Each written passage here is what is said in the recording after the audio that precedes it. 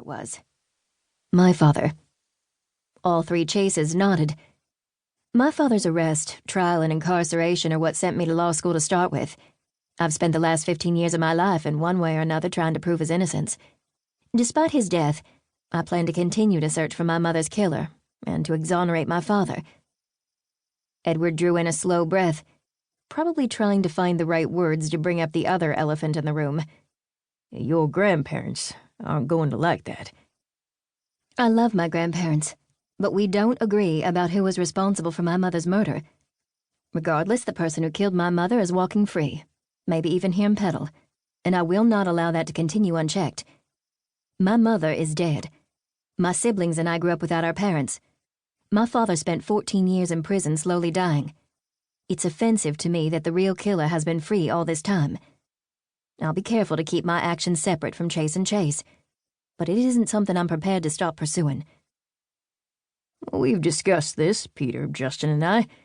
I'm of the opinion that if I were in your place, I'd do the same. You understand the difference between your personal search for justice and what we do as a firm. That's the only issue we have any business caring about. You keep that distance and we're just fine. Can you start next week? She agreed and found herself with the job. Chapter 2. Caroline took a stroll along the sidewalk to peek in the various storefronts on her way to the grocery store. Some of the places she remembered remained. The Honey Bear with its bright red tabletops and black and white striped booths and chairs. Her dad would bring them home blonde brownies as treats sometimes. She warmed at the memory. Caroline! A tiny woman in towering heels and equally towering hair hurtled in her direction. Caroline smiled even before she recognized Polly Chase, Edward's wife and something of a town matriarch. "Mrs. Chase, hello." Caroline took the hands Polly held out, squeezing them. She'd always liked the older woman who'd often volunteered in the school and library as Caroline had grown up.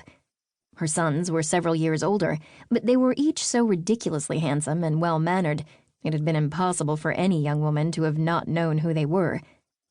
Polly Chase was lovely, the kind of Southern woman Caroline had always admired.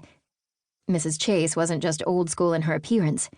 Caroline bet the other woman never left her house without being done up. She'd certainly never go to the market in pajama bottoms. At the same time, she managed to pull it off without being judgmental or uptight. She owned herself in ways Caroline found herself admiring greatly. "You look pretty today." And Polly did. She wore a blue scarf that brought out the green in her eyes and the gold blonde in her hair, too. Her nails were done up nice and she smelled really good. "Thank you, sweetheart. I was just out visiting a friend of ours recovering from surgery." She paused a moment. "I am so glad I ran into you today. Are you too busy to have a cup of cocoa and something sweet with me at the Honey Bear?" This was the boss's wife and someone she admired. There was no drawback to saying yes. That would be wonderful.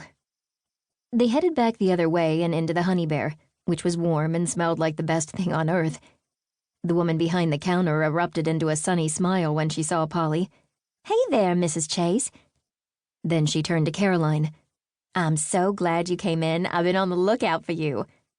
Melissa Gallardo had been an acquaintance back in school, but over the last several years they'd become social media friends. It had been nice to come to Petal and have a friend already.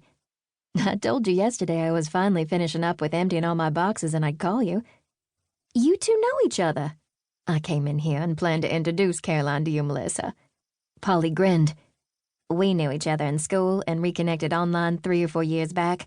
I'm concerned about the impact on my wallet now that someone who loves bags as much as I do lives in the same town." Melissa winked. "Well then, I assume you two would like a table." Polly nodded. "Oh yes, a table would be good, thank you, honey." Melissa grabbed 2 menus and took them to a booth with a great view of the sidewalk. "This way you can people watch. Can you start us off with 2 hot chocolates?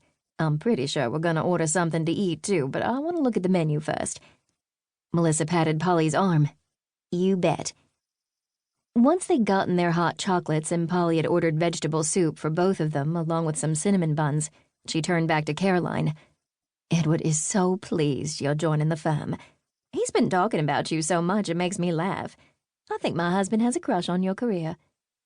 Caroline laughed.